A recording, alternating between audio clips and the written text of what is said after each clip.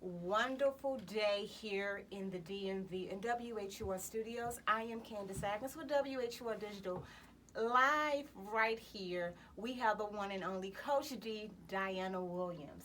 So happy that you're here. Welcome to WHUR. Thank you so much. Thank you for having me. Oh, I'm so excited. Here on Howard's campus, millions of women and people around the globe love you and appreciate you, and you're very inspiring to many dancers. So talk to us about not only your mission to teach our young people, but just you. How did you start dance, and how did it all become this amazing phenomenon for you? Well, dance has been a part of my life for a very long time. I think most kids have created some type of dance avenue for themselves, and for me, it just started at a very, very young age, whether it was creative dance in the arts, theater, performing, singing, it was all types of everything for me. So it's been going on since I was a really little girl, and as I got older, it just kind of grew with me, and it's kind of so something that stuck.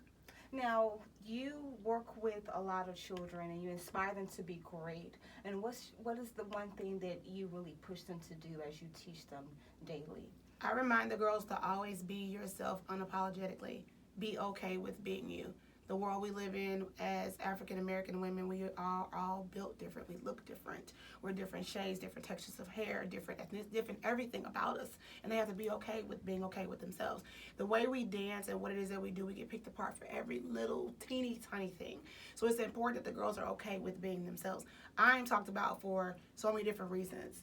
And the fact that I really just don't care, and the girls see that, and they pull that energy from me. They're feeling as if their coach can handle it, they can handle it too. So I give them that sense of not necessarily pride, but courage, and knowing that they can do anything, no matter what it is. What's their biggest concern? Yes, they're trying to learn how to dance, but there are other issues that girls deal with. Do you get an idea what they really have some concerns about themselves? I think teenagers, period. You're dealing with young girls when they get between the ages of 13 and 16, they're trying to figure out who they are. They don't know who they are. So there's confidence issues, there are self-esteem issues, there's bullying going on. They're trying to find themselves, meaning like what type of body type am I going to have? Am I going to be okay with the way I look? They're going through puberty. There's so many different things that are going on. And a lot of the girls come from different backgrounds, like financial backgrounds. Everybody can afford to always have their hair and nails done. They can't afford certain clothing. And when you're living in a world where these millennials now, everything is so based off of a trend and who has this and who looks this way or that way.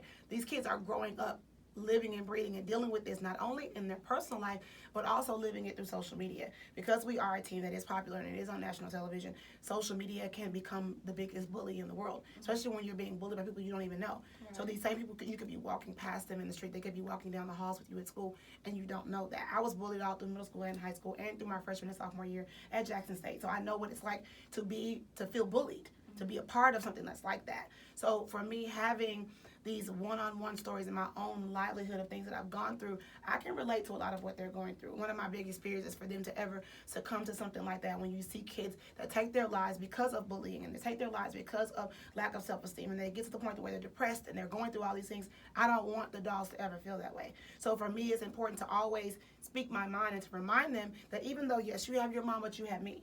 I'm going to be that loudmouth individual that's going to back you up no matter what it is. And if they know that they have somebody at some point in their life, they'll never have to worry about going through some of these things. You mentioned the mothers. You have an amazing way to deal with momagers and with educators and coaches and choreographers that deal with moms. How do you get a handle of handling the mothers? I just don't deal with them. I just don't. I feel like our parents are an amazing support system. As I'm a mom myself, so I know what it feels like to be a little overbearing and to want the best for your child, but sometimes as a parent you have to just step back. I remind the parents to remember this is not about you, this is about your daughter. Allow her to have an experience, and we need you to trust the process.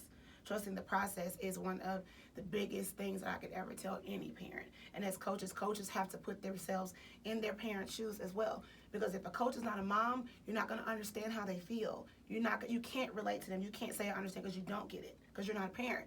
So you don't know what they're saying when they're getting in the car, when they're going home. You don't know what they're dealing with when it comes to their child's personal self-esteem because they didn't get placed in this particular part of the routine, or their hair doesn't curl like this child's hair. I mean, there's so many things that go on from a coach's perspective. You're not just a coach, you're more of a mentor, a family friend, a counselor, a doctor. I mean, you're all kind of things. All different hats. Now, the Bring It On tour is traveling all over the country. You're in the DMV. Prime location. She's here. So what should we expect tonight? Well, the Bring It Live Dance Battle Tour is a live view of what you see on the television show. The television show doesn't really do the girls any justice. A lot of editing, a lot of cutaways, and people don't really get a chance to see what the girls really do. They really do in real life do these death-defying stunts and tricks. They are fearless. They have created such a trend that everybody now wants to try to do what it is what they're doing. It's a really fun show. It's interactive. You know, I would tell people don't show up with high heels on and a skirt. You know, come with a pair of jeans on, be comfortable. It's like a rock concert. It's a big party. It's a lot of fun. You get people back to dancing when we were younger, playing in the mirror and doing so many different things. So who inspires you? Who would you like to dance with if you have an opportunity to teach you? I think where I am right now, I'm 40, so I'm not dancing as much anymore as I used to. But when I was a kid, I grew up listening to Janet Jackson, Tina Turner, Paula Abdul, and Fame is one of my all-time favorite movies. Debbie Allen has been someone that I have just watched, and I think that's part of why I am like I am when it comes to teaching the kids that are in my class. I've watched her not only become this amazing dance icon, but also a TV producer, a movie producer. You know, she's just this amazing woman. So not even dancing beside her, but just maybe picking her brain to see how was she able to keep it going this long without just being so stressed out to the point where you just don't want to do it anymore. We can talk to her all day, but she has to go. She's going to prepare for an amazing show tonight at the WHUR Theater. Tell us how we can stay in touch with you, your social media and your website. Well, I'm on social media, on Instagram, Mrs. MRS_D, the number 2, the letter U. On Facebook, Diana Williams, and on Twitter, I_am_Diana. This is a great day, you guys. I'm telling you, most of my journalist friends can't get this seat, but I'm able to get an interview with Coach D. You prefer to be called Coach D, right? Diana doesn't. It doesn't. See what I'm saying? See, not to me. A lot of other choreographers, they have to be their full and last name. Yeah. But, right. Yeah. So great. So I'm happy that she's here. She'll be back on campus soon one day, and we're gonna wrap this up on WHUR Digital. Be sure to go to all of our social media sites. You never know who can be in the studio. I'm Candace Atkins, and we will see you soon. I think I can dance now.